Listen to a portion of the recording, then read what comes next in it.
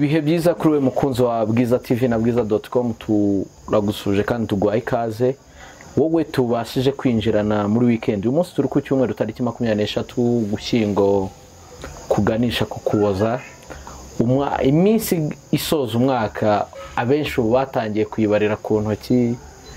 Kera ndibuka tukiga abanyeshuri babaga baranditse buri uko buke bagenda bavanaho umwe umwe. Meki biriwe neza. Buriye Kofi natwe turayibara hasigaye iminsi 30 n'ingahera. Umunsi 23 ubwo ni iminsi 40. Nibyo? Ni hafi aho ngaho. 39 harimo hafi 7 n'iyindi 31. Ego. Bivuze yuko umwaka turimo kugenda tuganisha ku kusoza. So no iminsi 38 isigaye rero ni iminsi wavuga ko ari mikeya, ku buryo abantu benshi batangiye no bati rwose bataye gupangira umwaka aho bazerekeza, aho bazajya kunywera, kurira. So ni byinshi Kofi, ni byinshi abantu bapanga mu mpera z'umwaka. Twe nk'abanyamakuru ahubwo akazi nibwo kaba gatangiye. Ariko twakwifuza abantu badukurikira umwaka mushya muhire kuzaburya, ntukabagire rwose, bahore batuje bameze neza, kandi Imana ijye ibarengera ibahe byose bifuza, ibyo bakeneye byose bazayibone muri uyu mwaka n'utabazayibone. So ubwo ni turakira abakunzi bacu tunabifuriza ibyo byose. Yego. Tugiye kugaruka ku makuru atandukanye by'umwihariko hirya no hino ku isi, ariko mbere kugira ngo tujye mu nkuru nyamukuru twateguye, reka tuhanze duhere ku ruzinduko rwa Emir wa Katari aheruka kugirira mu Rwanda, akanaharara agakomereza ingoma. Ariko muri urwo ruzinduko twabonye anagabirwa inka z'inyambo. Ariko muri DRC ntigeze hatinda, ni nko kuhikoza. Hari benshi bumvishe yuko yasuye u Rwanda nk'umuntu usuye umukuru w'igihugu nk'inshuti ye, ariko mu by'ukuri bakibona akomereje muri DRC, benshi bahise babona ko ari uruzinduko rw'akazi. Maybe ko anavuye muri DRC ajya South Africa. Twabyita ko ari uruzinduko rw'akazi. Ni uruzinduko rw'akazi ruhatse kino no muri ibi bihe, yaba M23 imaze iminsi iri mu biganiro na leta ya Congo. Meki. So icyo uruzinduko naruvugaho, ni uruzinduko rwavugisha abantu benshi. Wenda mbivugeho, nabonye harimo n'abakongomani bangu, ariko abakongomani bose ngo abakongomani ngo dukwiye kwisura tukigaya. Barebye tapi y'u Rwanda, urutapi, nagiye mbona amakomenti menshi. Uruzinduko rwavugisha abantu benshi. Barebye tapi y'u Rwanda yanyuzeho, ndavuga iyo ari kumwe n'umukuru w'igihugu cy'u Rwanda, Perezida Paul Kagame, iyo banyuzeho uburyo yasaga neza, urabona ko ni tapi kabisa, ubona ko isa neza. Bashyiraho niyo bashyizeho muri ya Kisekedi, imeze nka zimwe yashyizeho zo mu bukwe, imitwarwa n'umuyaga.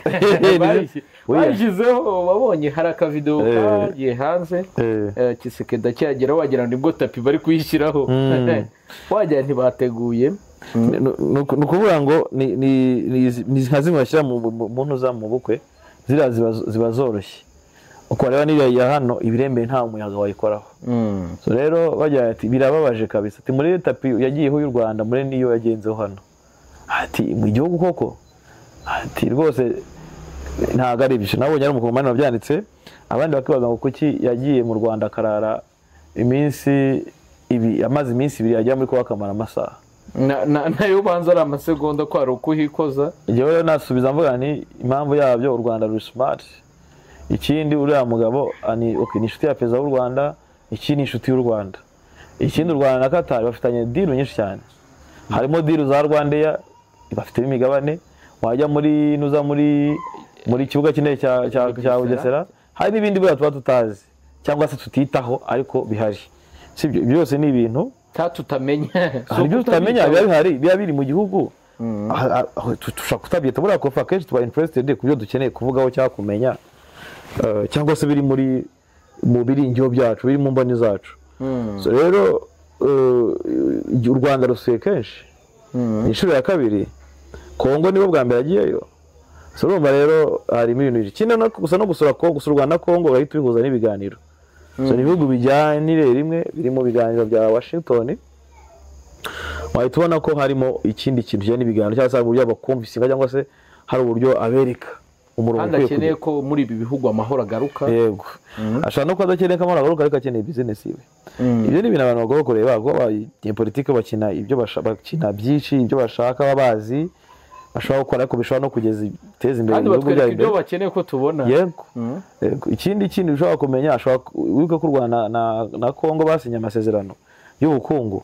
Muri aya masezerano y'ubukungu uza abantu benshi bari kuyareba bakeneye gukuramo akabo Qatar ishobora kuyikubonamo ikabonamo opportunity ikavuga ati ariko ngiye ku Rwanda na Congo kuri aya masezerano nkagaragaza mapu yanjye ntagira icyo mbonamo ngewe. Tuzarira he bo bazungukira he? No si ukuvuga ngo tuzarira hehe bashobora gushora imari bati ariko twebwe hari nk'abanyakatari muri tuzanye uruganda n'urugero tuzanye imashini zikura amabuye ku mupaka ziyajyana mu Rwanda zinyuze mu kirere ntibyakunda n'urugero mvuga. Cyangwa tuzanye dukoze umuhanda wa gari ya moshi uzagenda amaye mabuye avuye muri Kongo akagera mu Rwanda kandi ntibapfa gushora hatunguka nanone. Ibyo byose ni inyungu. Ntabwo urugendo nka ruriya rupfa kuza atari inyungu Kofi. Ntabwo hano Qatar ishobora kuza izabahuza gusa nta nyungu ifitemo. Kuguhuza bwabyo ni inyungu nawe ubwayo hari aho izungukira. Barayizungukira rero nta muntu ugufitiye urukundo na rumwe. Ndayishimira ngeze ubwira abakongomani ati nyamara marako kumvikana ngo nituza kubahuza tuzafata umugati ugabanyemo tuwe ku kamanyu ariko ubona ko ari byo sibyo. Meki wenda reka ntuza kuri uru ruzinduko rwa Emir wa Qatar yagiriye hagati y'u Rwanda na Repubulika Iharanira Demokarasi ya Kongo tuna bisoreza aho ngaho ariko none dukomereze ku yindi ngingo igira iti ese koko FRDC birashoboka ko yasenya FDLR abandi naho duhita tujya mbere yo kugira ahandi hantu tujya kubera yuko muri ariya masezerano yaba ya Washington n'amasezerano ya Qatar uragenda ugasanga mu masezerano ya Washington harimo ko FDLR igomba kuvanwaho kugira ngo u Rwanda narwo ruvaneho ingamba z'ubwirinzi.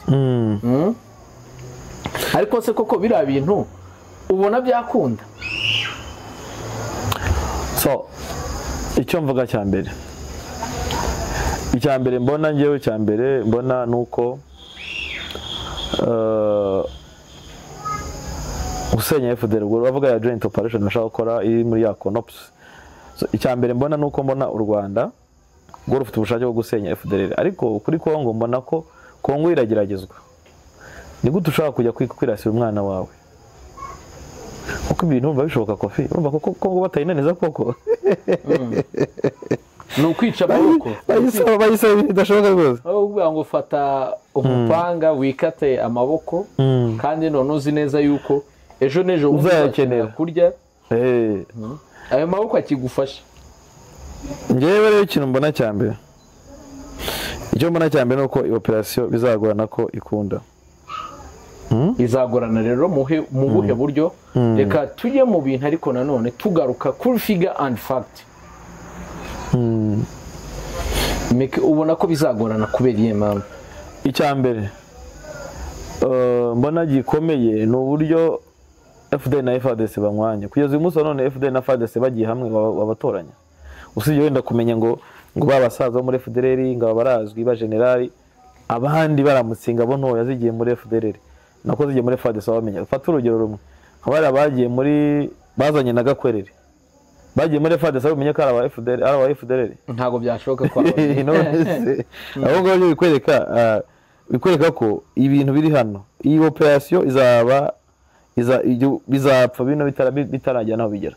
Birimo ibihugu nyine bifite igitutu byakandagiye nabako byatsikamiye u Rwanda na Kongo bati musinye murasinya kuko Amerika bayibwiye ko harimo amabuye muso yibwira diru ive mu nzara kuko biranyuraho bishoboka byose ariko isinye sibyo ubaye nka Amerika bakakuzanya diru y'amabuye imbere yawe warara amabuye mu bituru Rwanda kandi ukuntu u Rwanda ntuzakwita gukeneye kubahuza kandi nayo mabuye yakeneye wakora iki? Hitamo kuvuga nti rero mwiyunge ariko nanjye munyereka aho nzungukira. Urumva kubunga gutyo gusa. Urumva icyo navuga cyambere. Icyo navuga cyambere nuvuga ngo hano FARDC cya mbere cyo birazwi rwose ko ifite FDLR nk'umwe mu bafatanyabikorwa bakomeye.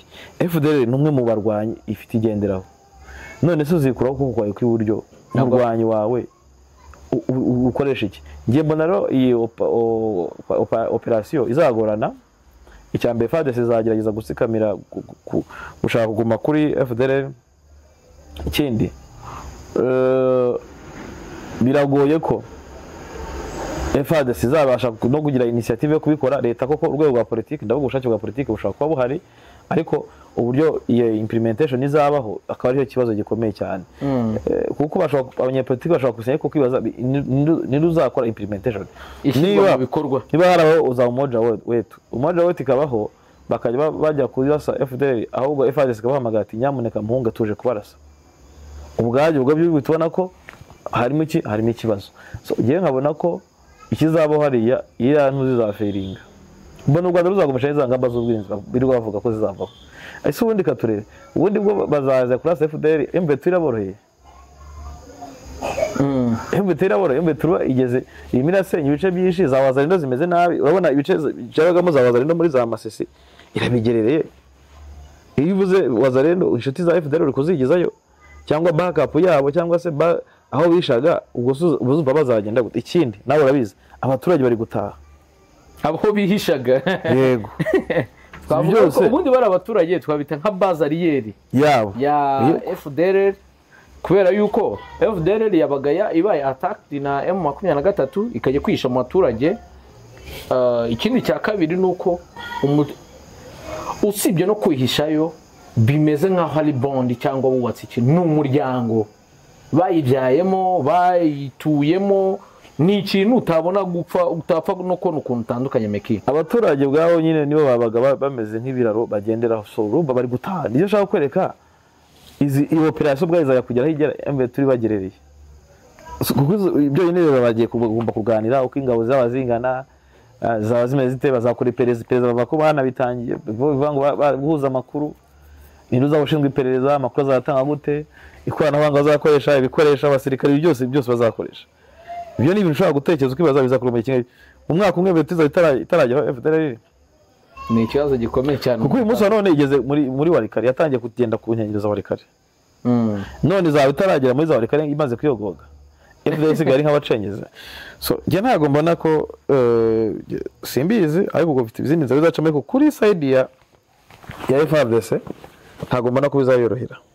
Tubahaye ikaze muri Prime Health Infinity. Ubu rwose biroroshye, nta mpamvu yo kwivuza ari uko warembye. Tugane tukugira inama zizewe kandi tuguhe produits z'umwimerere nziza ku buzima bwawe, zigizwe n'ibinini 80%, izindi zikozwe muri siro ndetse na powder zikomoka ku mugabane wa Aziya, mu bihugu nk'Ubushinwa, Ubuhinde ndetse na Malaysia. Produits zacu zikoreshwa mu kwivura ndetse no kwirinda indwara zose, zirimo iz'imyororokere ku bagabo n'abagore, kubura ubushake, gucika intege mu gikorwa no kutabyara, prostate, umwijima, umuvuduko w'amaraso, diabete, stroke, impyiko, umugongo, amibe, igifu, hemorrhoide n'izindi ndwara zose zananiranye. Abari muri Leta Zunze Ubumwe za Amerika naho twahagejeje stoke, abari muri Canada, Australia, Europe ndetse na Aziya namwe dukoresha iposita ndetse na DHL. Mu gihe cy'iminsi 7 gusa imiti bayamaze kubageraho. Ku bari mu Rwanda ku Gisenyi ni ku muhanda w'amadepo ibumoso umanukiye kwa Karaveri. I Kigali ni umuhanda uri inyuma y'isoko ujya Kigali Parents, hakurya ya restaurant yitwa Vision.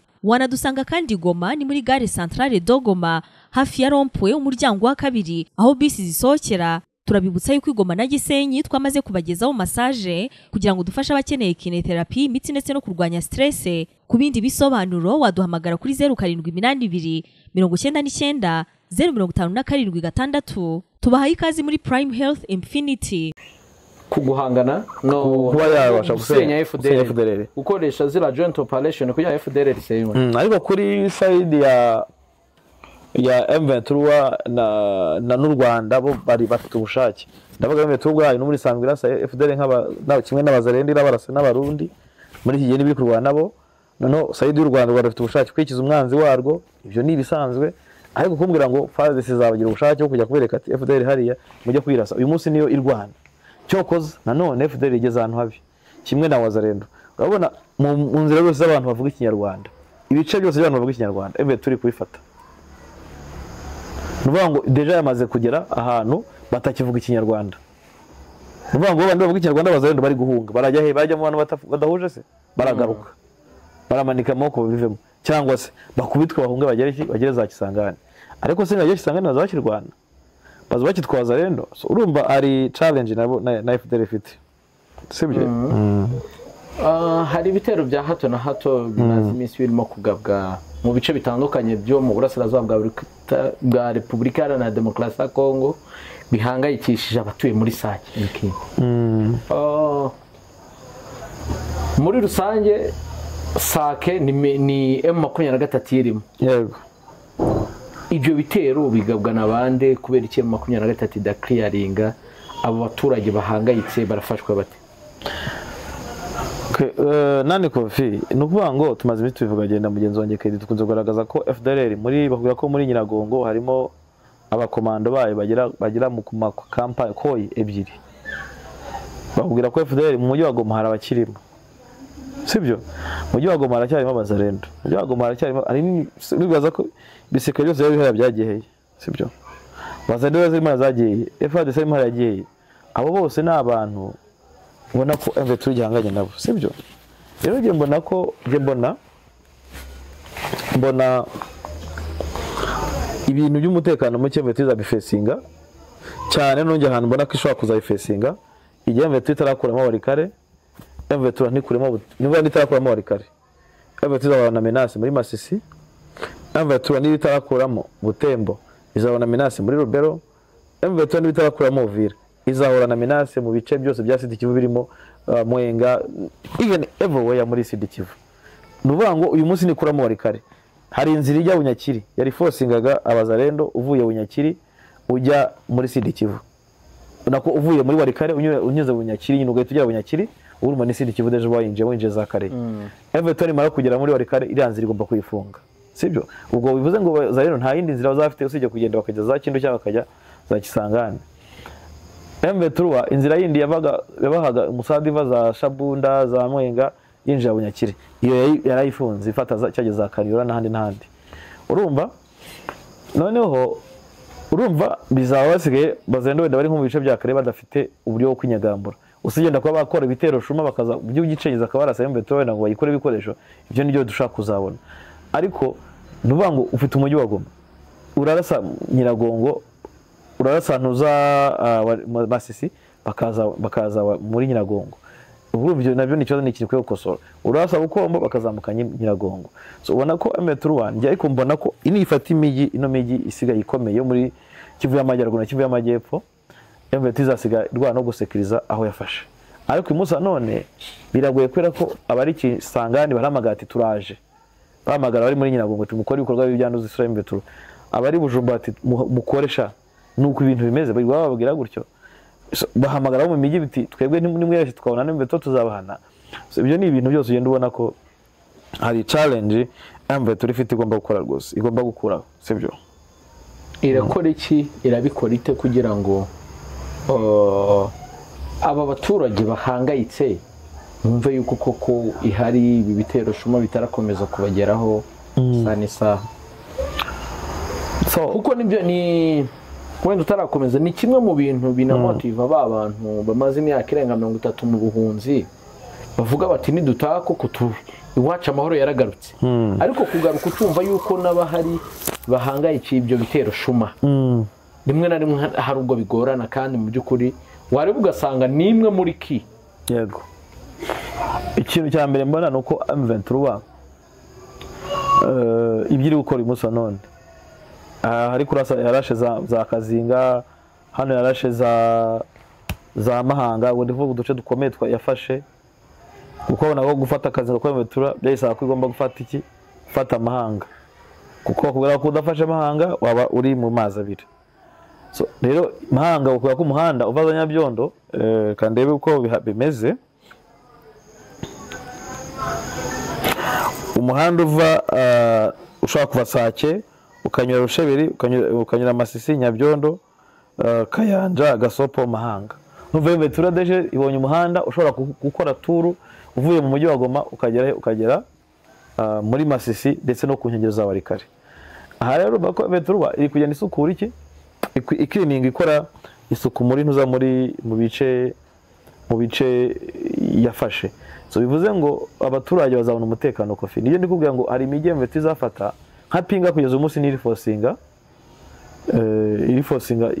izi Wazalendo ndetse n'ibi za Mahanga za Kazinga izi za Gatoyi za riforcinga ko ubikoresho byanyuraga ndi kuvuze bikaba byaza bikavugera Amahanga bakabyuriza mu mutse bakabyikorera bakabizana.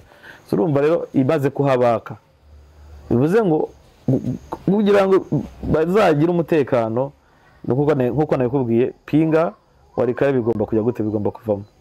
Hanyuma nasi ikivuna bikubwiye. So urumva Kofi nta kindi gishobora kuba umutekano abaturage nicyo ngicyo.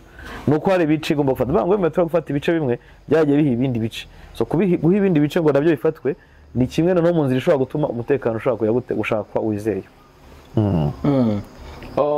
Muri rusange nono ifatwa rya Mahanga cyangwa M23 kwigarurira Amahanga inashwiragije FARDC bivuze iki?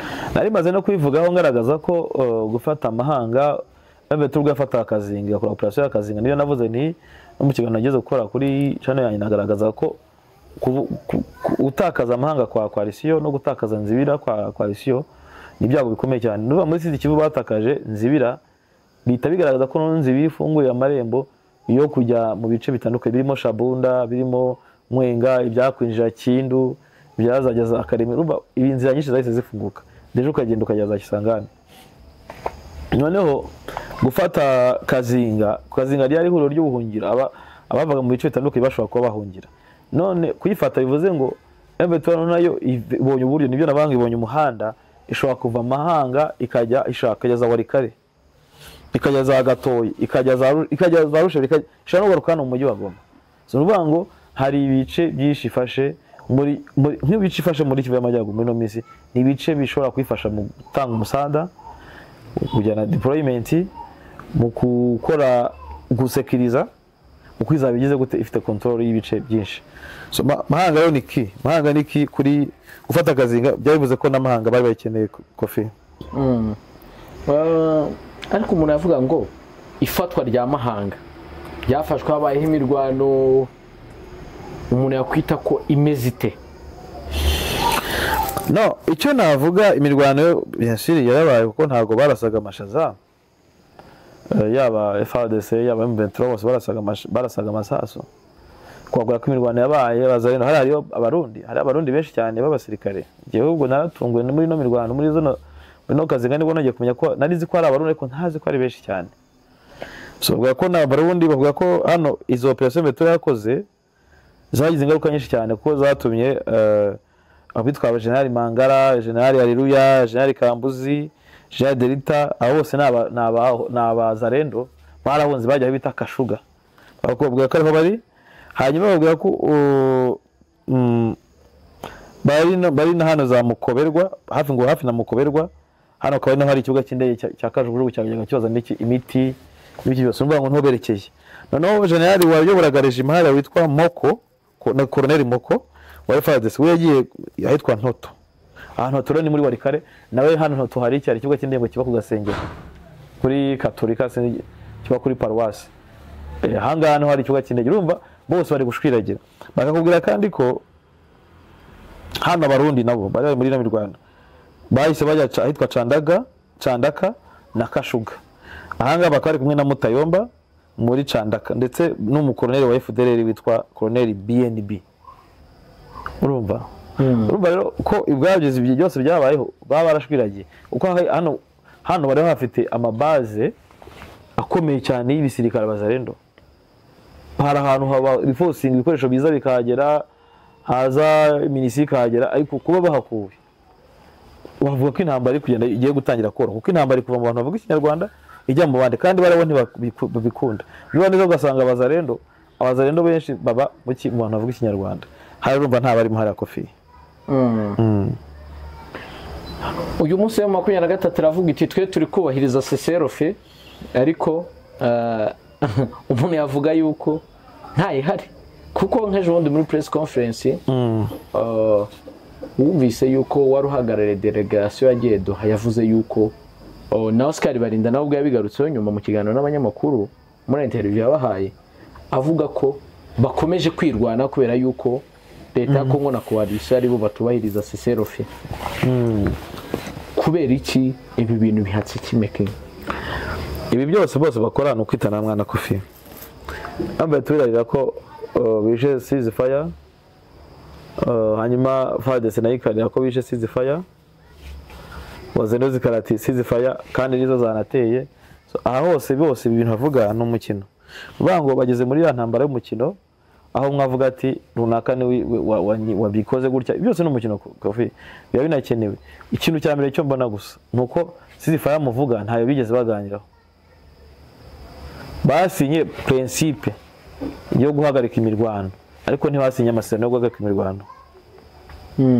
Dukunda kubyitiranya nabo kandi iyo babivuga baratujijisha bakabivuga ngo runaka ngo yaviyo ceasefire nyine babikora kuriya ariko bimize uwo none se ntibigeze bicara ngo baganire ariko barabiganira baraganiriye ariko urebye neza ni ibintu biri mu gihugu kamubwire ibyo bintu byaba biri mu gihugu gute Kofi biri mu gihugu kubera ko nta mekanizm ihari yo kuvuga ngo haraje ingabo zivuye aha ziturutse aha zigomba kujya hagati sibyo nta n'ikigaragaza ngo uzica amasezerano yo guhagarika imirwano abizagenda bite. So rero abanga bafite droit baravuga kuganira nibuza kurasana na FARDC yaravuze ngo ekenge yaravuze ngo ntago bari mu rusengero umuntu nakubita urushyi uceceke ugomba kumwishyura. So bikwereka rero ko ibintu turakomeza kubona imirwano kandi birakomeza guhinduka Kofi. Muri rusange tukiri no mu burasirazuba bwa Repubulika ya Demokarasi ya Kongo yaba muri Nord Kivu, Sud Kivu, umuntu yavuga ngo mu bice 23 umutekano waragarutse ariko nanone haracyagaragara izo menace meki. Kandi mu byukuri mu byo babwiraga abaturage babwiraga yuko baje kugira gute kugarura amahoro ariko kubera iki badakora ntuza ngo basake urugo ku rundi utwo dutero shuma tugabwa n'abo bantu baba marimo. No icyo mvuga cyambere icyo mvuga yewe muvuga ngo kuki badasaka barasaka. Sasa rero umutekano nkuko nabibwiye nabo ubwabo umutekano biragoye ubundi bavuga ko ahantu habaye intambara umutekano ushobora kwizerwa mu gihe cy'imyaka iri muri itari munsi y'ibiri nayo ishobora kurenga imyaka bitwaye imyaka gufata umujyi bishobora kukorohera kuwurinda bikagorana kubera ko bigusaba ibintu byinshi cyane. So rero betura gusaka irasaka ahubwo bavuga ngo ifite abaturage wenda bakomeye kuri Wazalendo kubera impamvu nyinshi cyane kubera ko icyambere cy'intambara uko igaragara abaturage babona ko hazaba ibiganiro bizakora betura mu bicirimo FARDC zagaruka cyangwa leta zagaruka hariya byose bigenda bikira ngo bishyira abaturage muri dilemma. So bikaba ari ibintu bona ko ahanini bituma nawe batitanga ariko ndavuga uko hari imijyi ya Mvetura izafata Kofi. Hari imijyi izafata ibintu bikikora. Mvetura ifata Uvira nta uzare ko ari umuntu uzaba gisigaye kigaruka mu minwe ngaje gutesha umutwe w'abanyamurenge. Mvetura ifata igice cya Pinga uzabireba aba Masisi bazarasa kangayese bazarasa Masatsu kangaye. Mvetura ifata Rubero abaza Rubero kwica abaturage bazabikora kangaye nuvuga ngo nifata Butembo uzabureba. So rero ibintu birimo hano nukuvuga ngo hari ibinyafame tutarakubita nibikubita abantu bazicisha bugufi kabisa nibikubita abantu ibyo binyafu ni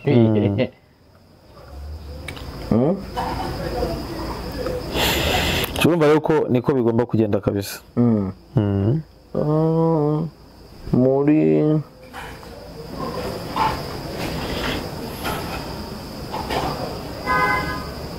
Allo ni muri rusange noneho reka turebe mukanya narimo ndeba kuri social network ndeba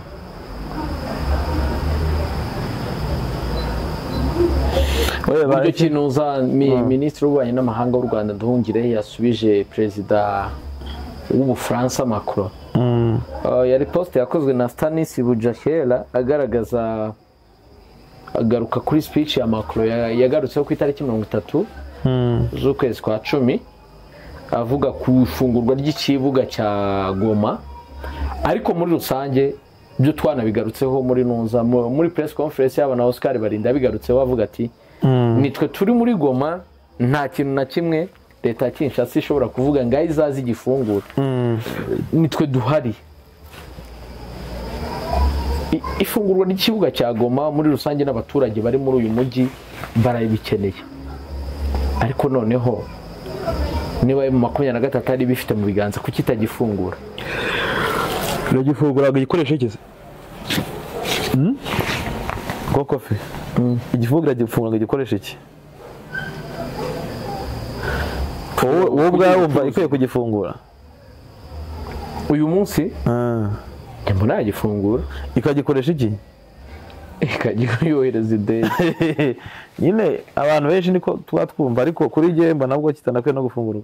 Niba ikiri muri igisekuriza se Nyiragongo birimo abazarendo, wajya mu bice byerekera Kareka harimo abazarendo, wajya aho zasake mwaze muvuga, ntago mbona ko imiti ikwiye kugira gute, ikwiye kuba inani hutira kugifungura. Gusa of course ikibuga cy'indege igihe kirakenewe. Gusa ikintu mbona cya mbere, gufungura ikibuga cy'indege byakoroshya urujya n'uruza rw'abantu baza hariya, byakoroshya ubucuruzi, ariko se ubu ndembe twamashyi ikeneye kugendererwa. Tubari ibyo tujye mu bintu biri seriye. Ebe tukeneye kugendererwa ngo bifashe iki? Iracyari mu ntambara muri za Masisi, muri Warikare, muri Sidi Kivu hari intambara, izikeneye ngo bimarire iki? So njyamba ni ikivuga cy'indege ko gikeneye abaturage, gikeneye iki, ariko kubwanye mbona imve turi ikintu cya mbere ikeneye no kubanza gusekuriza ibicirimo. Nayo ubwo yaranavuze ngo leta irimo yaza kwasa abaturage gasaka ikibuga cy'indege gifungurwa. Nase mu byuko ku kibuga cy'indege gikeneye gufungurwa mbere y'umutekano, mbere ko umuturage aryama agasinzira. So ngewe ntago mbona MV3 kubivuga ko itazagifungura, yindi zagifunga igishakire. Rega nikikwereka ko MV3 na AFC baje gufata ahantu habo, ntago bazahava. So babwira kugifungura ntibarakenera ko kugifunguka. Mboni bamara gufata ibyo baje gufata byabakeneye iwabo bashaka gutaha, bazagifungura mu buryo bwabo. Zicisha zizagarukana, shize nizagarukana. Nibitazagaruka rero bivuze ngo uzahaguma n'uzagifungura. Ibicisha sikora bino nama yeri ubona bazanyemo kuvuga ngo guhita shyira abaminisitiri batatu ngo bashinzwe gufungura ikibuga cy'indege. So iyo hari ibintu mbona bishobora no kuba twese tukumirwa, bivuze ko hari musafunga ikibuga cy'indege. Bivuye kwa rwa Kinshasa. Bivuze ko MV3 na Kinshasa bakorana kandi rega byaravugiwe mu France. Mu France se ni muri Congo, ni muri Goma Kofi. Abafaransa ni bivuga ko Abafaransa kino kibuga cy'indege bagifite amateka. Ejo ndosika ntibabwiye. Ejo mu gihe muri 94 Abafaransa barasiye mu kibuga cy'indege. Bakirasiyemo baba kuko bazariyeri yabo ya zone turquoise baga hano muri Goma. Rero baza kushipota RP irabamena. Subyara barasha. Rero ibyo uvuga ngo kuvugirwa mu Faransa byavugiye mu Faransa nyine nibyo. Ariko ninde ukicunze se, ninde wakibohoye? Mu Faransa zuko umwana wo mu MV3 amenye amaraso hariye. Mu Faransa zikunda ikibuga cy'indege cyabaruhije. Uzi ikibuga cy'indege kuntu cyabagoye. Bakirwanye iminsi hafi 3. Babona kugifata none baza kubaza nayo imiteto. Hari ibintu birona bitazakunda. Tubazagonya bajye impaka nk'izo ngizo bahangana, ariko mu by'ukuri Kofi ufite ubasha numwe turamubona ninde M23 nigeze gute nizateka ku kibuga gifungurwa nitabikira ntikizafungurwa. Tugana ku musozo, hari andi makuru wenda wumva tutagarutseho? Nge numva twasoza rwose, amakuru yarahagije, nta mpamvu yo kuvuga menshi. Bitono turongera tugaruke tuvuga andi makuru Kofi. Sawa bakunzi ba Bwiza TV na bwiza.com, mukomeze kugira ibihe byiza ho muri hirya no hino ku isi. Mukomeze mutere inkunga nimero ngiyo hasi, yaba y'ibitekerezo ndetse n'iy'amafaranga, nayo ntimuyibagirwe, kugira ngo tubashe gukomeza twagezaho amakuru kandi ari update. Ibihe byiza.